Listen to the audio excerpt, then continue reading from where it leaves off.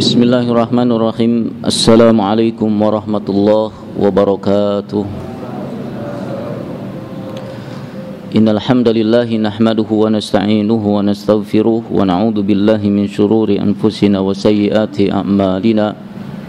Man yahdihillahu fala mudhillalah wa may yudlil fala hadiyalah. Asyhadu an la ilaha illallah wahdahu la syarikalah wa asyhadu anna Muhammadan abduhu wa rasuluhu alladzi la nabiyya ba'da. Allahumma shalli wa sallim wa barik ala nabiyyina Muhammadin wa ala alihi wa ashabihi ajmain.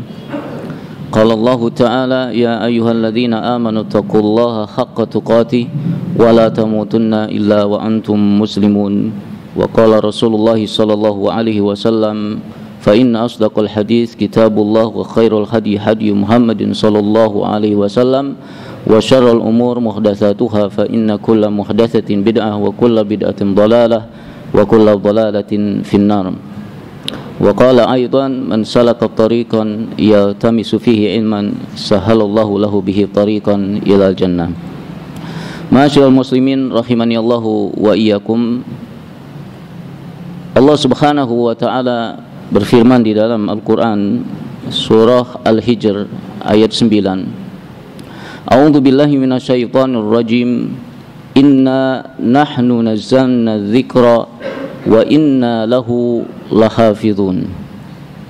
Sesungguhnya kamilah yang menurunkan Al-Qur'an dan kami pula yang akan menjaganya.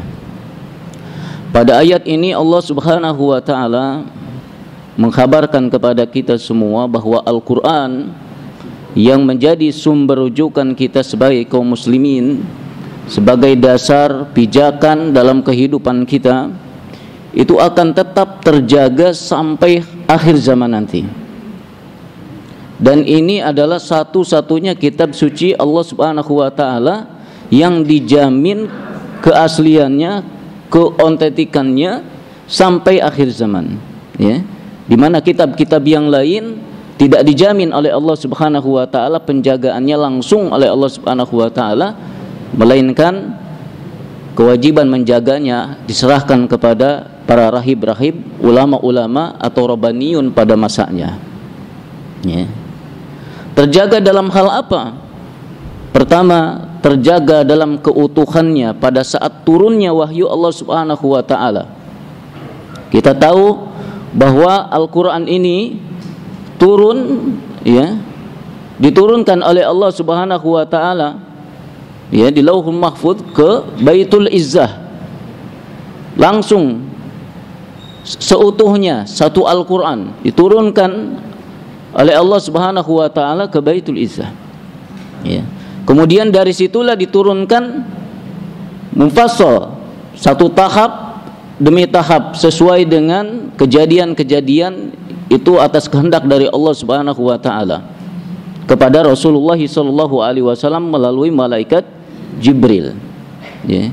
Jadi turunnya Al-Qur'an langsung utuh ke Baitul Izzah, dari Baitul Izzah diturunkan melalui malaikat Jibril sedikit demi sedikit sesuai dengan kejadian-kejadian yang dikehendaki oleh Allah Subhanahu wa taala. Proses penurunan itu adalah dijaga oleh Allah Subhanahu wa taala, ya, dari pencurian-pencurian yang dilakukan oleh setan atau jin-jin. Kita tahu bahwa salah satu kemampuan yang diberikan oleh Allah Subhanahu wa taala kepada para jin pada saat itu adalah kemampuan untuk mencuri kabar dari langit. Jadi mereka naik ke langit, mendengar kabar-kabar dari langit, kemudian mereka menyampaikan kepada bawahannya, terus sampai kepada para kahin, para dukun. Satu kabar yang mereka dengar itu dibumbui dengan 100 kedustaan. Dan itulah yang terjadi, yang mereka terima dari para kahin-kahin itu atau para dukun-dukun itu. Tetapi setelah diutusnya Rasulullah sallallahu alaihi wasallam, ya, mereka tidak leluasa lagi, tidak bisa lagi untuk mencuri kabar dari langit itu. Sebab apa? Penjagaannya diperketat oleh Allah Subhanahu wa taala. Ya. Penjagaannya diperketat oleh Allah Subhanahu wa taala. Wa anna lamasna as-sama' fawajadnaha muliat harasan syadida wa syuhuba. Ya. Kami para jin itu ketika mau naik untuk mencuri dengar ya pembicaraan penghuni langit itu, kami melihat langit itu penuh dengan para malaikat dengan jumlah yang besar untuk menjaganya, ya. Dan ada bola-bola api yang siap untuk dilemparkan kepada siapa saja yang berani mencurinya. Wa anna kunna naqudu minha maq'ida lis-sama faman yastami' al-ana yajid lahu shihaban rasada. Dulu kami itu duduk-duduk melihat-lihat, mendengar, menguping pembicaraan di sana. Tetapi saat ini siapa yang berusaha mencuri pendengaran, niscaya dia akan mendapatkan bola api yang menghanguskan mereka. Ya. Jadi mereka sudah tidak bisa lagi mencuri pada saat itu. Ya. Sehingga proses penurunan Al-Qur'anul Karim itu utuh, ya, lengkap. Tidak ada yang dibumbui apa-apa dan tidak dicuri kabar-kabar itu oleh para jin atau oleh setan, ya. Ini yang pertama. Kemudian yang kedua, terjaga dari segala upaya untuk memasukkan Al-Qur'anul Karim ini, apalagi menggantinya dengan kitab yang lain, ya. Sehingga tidak akan ada yang mampu untuk memalsukan Al-Qur'anul Karim, ya, apalagi menggeser, dalam artian dicampakkan Al-Qur'an ini diganti dengan kitab-kitab yang lain yang mengganti Al-Qur'anul Karim, ya. Bahkan Allah Subhanahu wa taala ketika menantang orang-orang musyrikin pada saat itu untuk membuat satu surat saja yang semisal Al-Qur'anul Karim, mereka enggak sanggup. Wa in kuntum fi raibim mimma nazzalna ala abdina fa'tu bi suratin min mislih. Jika kalian, wahai orang-orang musyrikin, ragu terhadap apa yang diturunkan kepada hamba kami, yaitu Nabi Muhammad SAW, yakni Al-Quran, fa'tu, datangkan oleh kalian bi suratin min mislih, satu surat saja yang semisal dengan Al-Quranul Karim. Wad'u syuhada'akum, kalau enggak mampu bantu cari, panggil teman-teman kalian, panggil sekutu-sekutu kalian, min dunillah, di selain Allah Subhanahu wa taala, in kuntum shadiqin, jika kalian benar.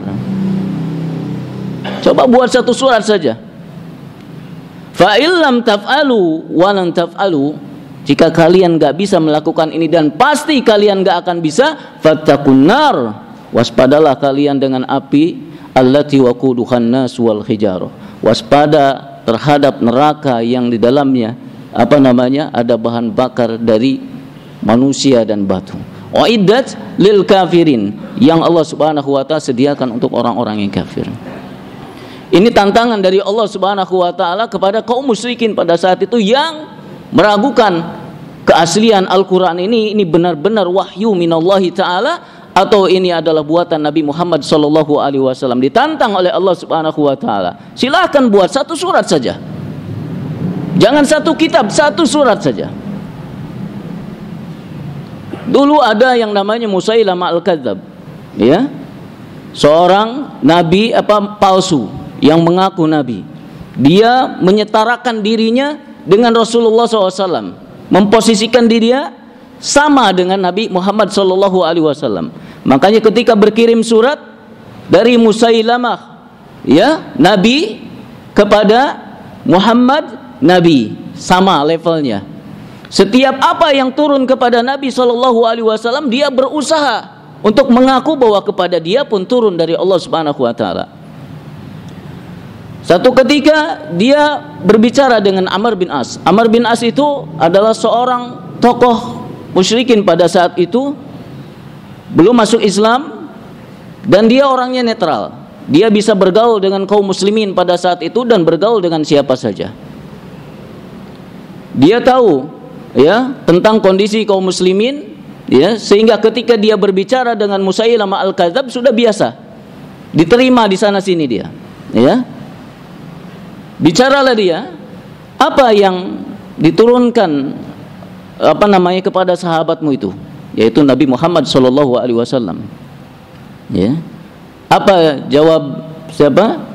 Amr bin As radhiyallahu an, saya tahu yang telah diturunkan sekarang ini kepada beliau itu adalah surat yang pendek tapi padat isinya. Apa itu? Wal 'asr innal insana lafi khusr illa alladzina amanu wa amilus solihati wa tawassaw bil haqqi wa tawassaw bis sabr. Ini bisa bayangkan ya, Amr bin As pada saat itu masih musyrikin, tetapi dia hafal ini. Ya. Kenapa? Amr bin As itu orang yang cerdas dan bergaul dengan kaum muslimin, dan kaum muslimin itu membiasakan surah ini dalam kehidupan mereka sehari-hari. Di dalam halaqah mereka, kalau setelah selesai halaqah itu, sebelum bubar, mereka saling mengingatkan, wal 'asr innal insana lafi khusr illa alladzina amanu wa amilus solihati wa tawassaw bil haqq wa tawassaw bis sabr. Sehingga orang musyrikin pun yang belum masuk Islam sudah biasa mendengar itu. Maka ketika diinfokan ini kepada Musailam al-Kadzab, maka dia berpikir, sebetulnya kepada saya juga turun satu surat. Dengerin ya, dia mengatakan, ya wabar innama anti udunani wa sadrun wa sairuki hafzun naqrin, katanya. Wahai kelinci, sesungguhnya engkau hanyalah 2 telinga dan dada, sisanya hanya tubuh yang kecil mungil saja. Coba, levelnya jauh sekali itu. Yang satu berbicara tentang keagungan, kehidupan, tentang waktu, pentingnya mengisi waktu, beramal soleh, beriman, berdakwah. Satu sisi berbicara kelinci. Ya, maka ketika Musailam al-Kadzab menanyakan kepada Amr, di mana pendapatmu tuh wahyu itu? Ya, kata Amr bin As, wallah innaka la ta'lam anni a'lam annaka takdzib. Ya, dia masih musyrikin nih. Ya, demi Allah sesungguhnya engkau tahu bahwa aku tahu bahwa engkau berdusta. Gak mungkin itu adalah kalam Allah Subhanahu wa ta'ala. Rendah sekali levelnya berbicara tentang kelinci, jenis-jenis kelinci. Gak ada faidahnya sama sekali. Ya. Jadi gak akan ada yang sanggup untuk membuat satu surat saja dari Al-Quranul Karim. Dan ini menunjukkan kepada kita bahwa tidak akan ada yang bisa memasukkan, menambah, mengurangi dari kitab suci Al-Quran ini, dan ini pasti akan terjaga. Ya, ini jaminan dari Allah Subhanahu wa ta'ala. Ya. Kemudian yang ketiga, Allah Subhanahu wa ta'ala itu akan menjaga setiap isi yang ada di dalam Al-Quranul Karim. Lafaz-lafaznya, ya, hurufnya akan dijaga oleh Allah Subhanahu wa ta'ala, sehingga tidak akan ada yang berusaha untuk membuat makar, untuk merubah, untuk menambah, untuk mengurangi, kecuali Allah Subhanahu wa ta'ala akan mendatangkan hamba-hambanya untuk mengoreksinya, untuk membenarkannya. Ya, kita sering mendapatkan kabar, berita bahwa ada percetakan Al-Quran yang salah huruf, ya, atau nambah, atau macam-macam kesalahan-kesalahan, langsung dikoreksi oleh kaum muslimin, oleh hamba-hamba Allah Subhanahu wa ta'ala. Allah yang mengutus mereka. Ini adalah salah satu asbab daripada pertolongan Allah Subhanahu wa ta'ala dalam menjaga Al-Quranul Karim, ya. Dijaga huruf-hurufnya dari yang namanya perubahan, penambahan ataupun pengurangan, ya. Bagaimana dengan kitab yang lain? Kitab yang lain tidak dijamin oleh Allah Subhanahu wa ta'ala. Tadi diserahkan kepada ulama-ulama untuk menjaganya, ya, sehingga hasilnya akan berbeda. Ya, apa yang dijaga oleh Allah Subhanahu wa ta'ala dengan dijaga oleh para ulama-ulama. Ya, yang dijaga para ulama sepanjang hidup mereka, selama mereka mendapatkan hidayah, ya tetap benar kitabnya, lurus. Tetapi lama kelamaan muncullah ulama-ulama ulama-ulama yang jelek, yang merubah, ya, menambah-nambah, dan mereka mengklaim ini adalah kalam Allah Subhanahu wa ta'ala. Tapi Al-Quran sejak dulu sampai sekarang tidak berubah sama sekali. Ya, tidak ada penambahan ataupun pengurangan, ya. Teks-teksnya semua sama, ya. Imam Al-Qurtubi rahimahullah ta'ala di dalam kitab tafsirnya, beliau menceritakan satu kisah pada masa Khalifah Al-Ma'mun. di mana pada saat itu ya sang khalifah sedang mengadakan majelis pertemuan, dan dilihat pada saat itu ada seseorang yang wajahnya tampan, pakaiannya bagus, bahasanya tertata, ya bagus, ya tertata rapi dalam ngomongnya. Ini bukan orang biasa, ini orang cerdas, orang pintar nih pas ini. Ketika selesai bermajlis, didatangi dia oleh sang khalifah. Bani Israel, ya, ketahuan tanda-tandanya mungkin, ya. Naam, ya. Masuk Islamlah, ya, kata sang khalifah. Nanti saya akan berikan ini dan itu. Sang khalifah memberikan janji-janji kepada Bani Israel tadi itu.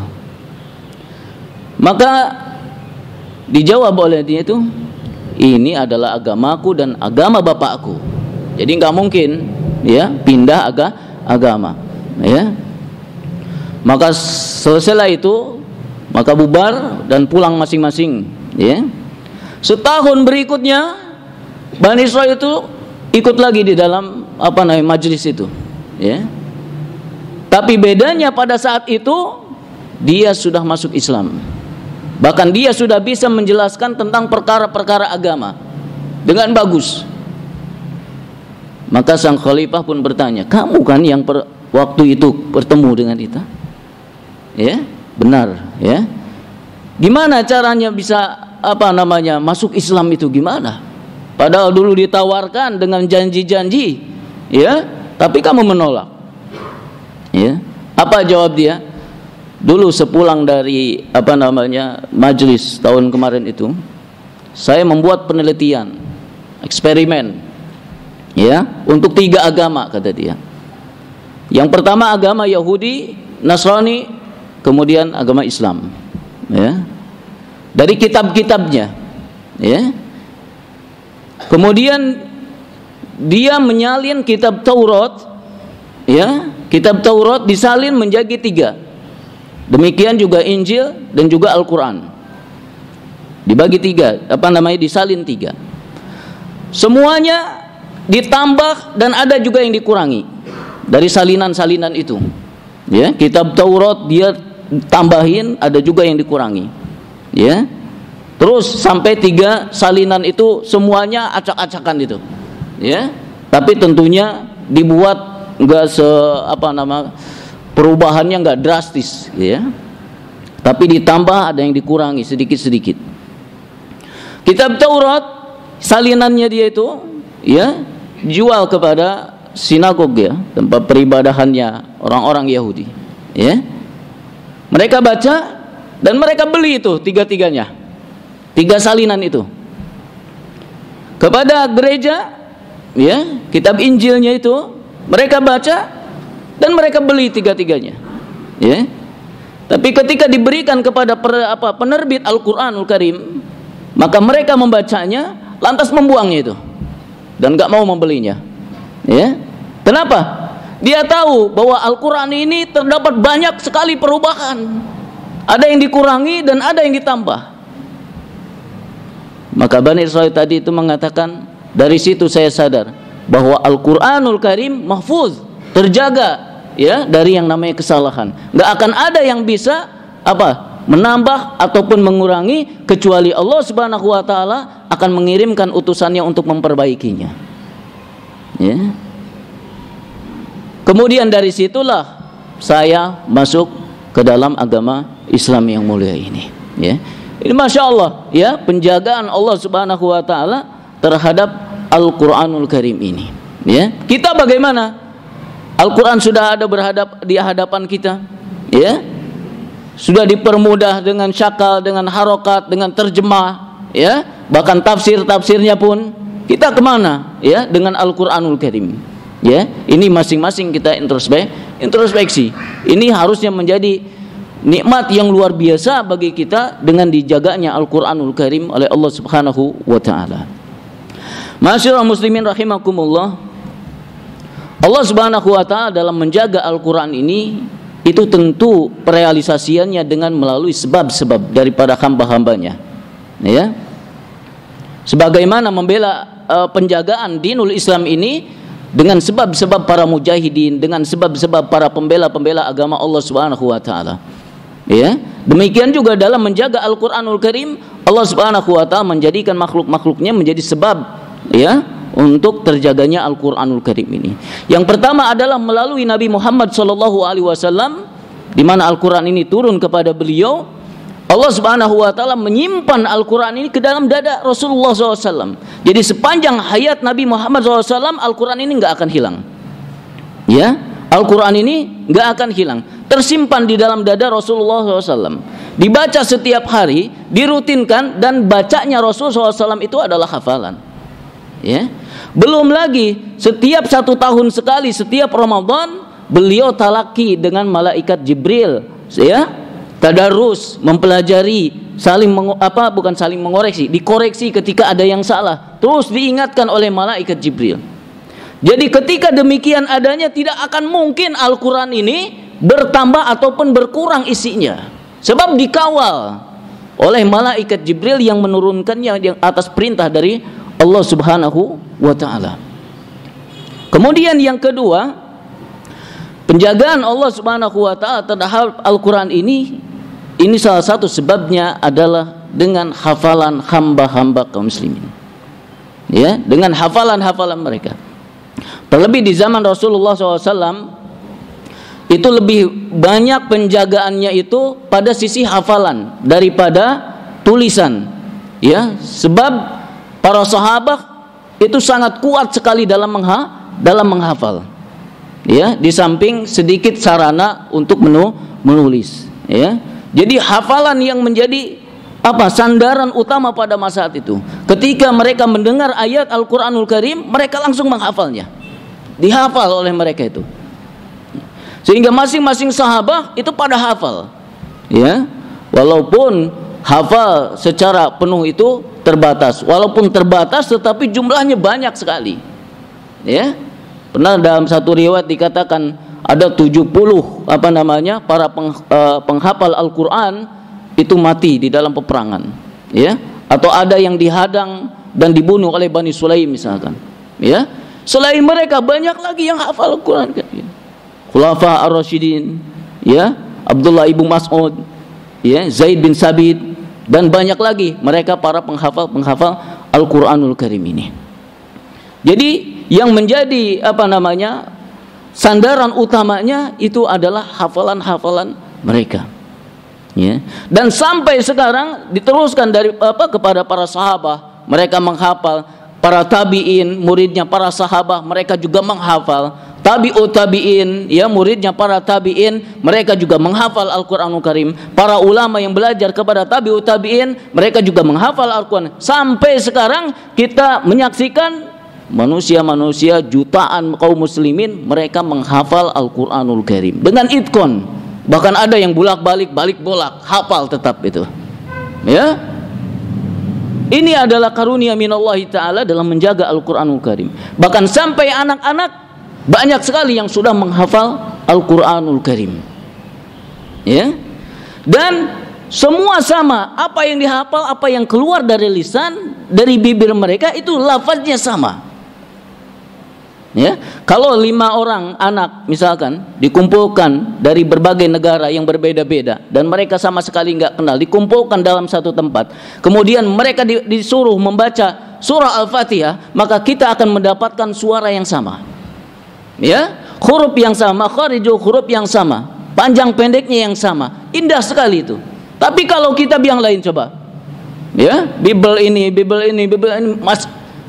yang satu pakai bahasa Ibrani, yang satu bahasa apa, ya, yang ada adalah kebisingan. Tapi kalau Al-Qur'anul Karim, negara manapun yang berbeda bahasa apapun, ketika mereka membaca Al-Qur'an, yang keluar suaranya itu adalah sama. Ya, ini adalah penjagaan minallahi ta'ala terhadap Al-Qur'anul Karim. Ya. Kemudian ketika ada kesalahan pun, ya, itu akan langsung orang-orang yang menghafal Al-Quran itu langsung memperbaikinya. Ya, berapa banyak kita di dalam sholat imam yang salah langsung ada yang mengingatkan. Ya, ini juga bagian dari bentuk penjagaan Allah Subhanahu wa taala terhadap Al-Qur'anul Karim, ya. Kemudian di antara sebab yang lain penjagaan Allah Subhanahu wa taala terhadap Al-Qur'an ini adalah melalui tulisan, ya. Sebagaimana tadi di masa Rasul SAW, ya, itu yang paling dijadikan sandaran adalah hafalan. Tetapi bukan berarti tulisan diabaikan, ya. Jadi tulisan seadanya. Pada saat itu Rasulullah SAW membentuk tim, ya. Salah satunya adalah Zaid bin Sabit, sekretarisnya Rasulullah SAW. Ketika mereka ditugaskan oleh Rasulullah SAW untuk menulis setiap Al-Quran yang turun dari Allah Subhanahu wa taala, setiap ayat-ayat yang turun dari Allah Subhanahu wa taala, ya. Ada yang ditulis dari tulang menggunakan kulit, ada yang dari pelepah pohon, ada yang pakai batu, ya. Alat-alat menulisnya itu, alasnya itu, ya. Jadi masih sederhana sekali, ya. Tapi ditulis oleh mereka. Selain tim itu pun para sahabat yang lain ada ikutan yang menulis, ya. Tetapi mereka, khususnya mereka itu dikawal oleh Rasulullah SAW dalam hal penulisannya, ya. Jangan sampai salah, ya. Maka Rasulullah SAW mengatakan kepada mereka, la taktubu anni syai'an illal Qur'an, ya. Jangan kalian tulis dari aku kecuali Al-Qur'an, ya. Faman kataba anni syai'an ghairal Qur'an falyamhu, ya. Kalau kalian sudah menulis selain Al-Qur'an dari aku, maka hapuslah. Dikawal oleh Rasulullah SAW, ya. Dibacakan oleh mereka, ini bukan Al-Qur'an, hapus, ya. Dibacakan oleh mereka, ini bukan Al-Quran, hapus, ya. Jadi mereka tim ini hanya dikhususkan untuk menulis Al-Quranul Karim, sehingga tidak bercampur dengan qaulnya Nabi SAW atau kita sebut dengan nama hadis, ya. Tidak bercampur, ya. Dan penulisan ini belum berbentuk mushaf tadi, ya, masih tercecer, ada yang menggunakan tulang, ada yang bebatuan, ada yang ini, ya. Sampai Rasulullah SAW wafat dan berhenti wahyu turun dari Allah Subhanahu wa taala, sudah sempurna Al-Qur'anul Karim itu. Tetapi belum menjadi satu mushaf, ya. Di masa Abu Bakar As-Siddiq radhiyallahu an, ketika beliau menjabat sebagai khalifah atas usulan dari Umar bin Khattab radhiyallahu an, maka mereka berusaha untuk mengumpulkan naskah-naskah manuskrip yang dibuat oleh tim para sahabat tadi, ya. Kenapa? Karena pada saat itu banyak ahlul qura, para penghafal Al-Quran itu gugur menjadi syuhada di medan peperangan. Ini kalau dibiarkan terus, ini akan hilang Al-Quran ini, ya. Setelah diskusi panjang lebar, maka sepakat para sahabat semuanya sepakat untuk mengumpulkan naskah-naskah itu menjadi satu mushaf. Ditunjuklah Zaid bin Sabit pada saat itu untuk mengumpulkan manuskrip tadi, dikumpulkan semua, ya. Kemudian setelah di cross check, ya, cross check dari apa? Dari hafalan mereka dan juga dari tulisan-tulisan yang dibuat oleh yang ditunjuk oleh Rasul SAW tadi, ya. Setelah selesai menjadi satu mushaf, kemudian diberikan kepada Abu Bakar As-Siddiq radhiyallahu anhu dan dijaga oleh beliau. Yang ada di tangan para sahabat belum, ya, masih berbentuk hafalan-hafalan, dan juga ada tadi tulisan-tulisan selain yang ditunjuk oleh Rasul Shallallahu Alaihi Wasallam. Ada andalannya itu. Mereka menghafal semua, membaca itu dengan hafalan, ada dengan tulisan-tulisan mereka sendiri. Tetapi mushaf itu masih dipegang oleh Abu Bakar As-Siddiq radhiyallahu anhu, karena tujuan pada saat itu hanya untuk menjaga keutuhan Al-Quranul Karim jangan sampai hilang. Pada masa Khalifah Utsman, ya, bin Affan radhiyallahu an, maka muncullah perbedaan dialek, cara bacanya ininya berbeda-beda, sehingga ada yang mengadukan kepada beliau, gimana ini kalau gini akan perpecahan terjadi ini, ya. Maka pada saat itu yang dilakukan oleh Utsman bin Affan radhiyallahu an adalah mengambil mushaf yang tadi disusun oleh Zaid bin Sabit di masa Rasul Shallallahu Alaihi Wasallam, yang dijaga oleh Abu Bakar, kemudian kepada Umar, kemudian juga kepada Hafsah binti Umar, ya, diambil untuk apa? Disalin kembali, diperbanyak. Yang kedua, beliau mengambil naskah-naskah, lembaran-lembaran apa saja yang dipegang oleh para sahabat-sahabat yang lain, ya, dikumpulkan itu, ya. Untuk apa? Untuk dibakar, ya, naskah-naskah dari para sahabat yang lain untuk dibakar, dan pembakarannya disaksikan oleh para sahabat yang lain, ya, di tempat umum, dan mereka sepakat ini, sehingga yang tersisa satu mushaf saja, yang asli ini tadi, yang disusun oleh Zaid bin Sabit sebelumnya, tersisa satu saja, yang lain dimusnahkan oleh Utsman bin Affan radhiyallahu an.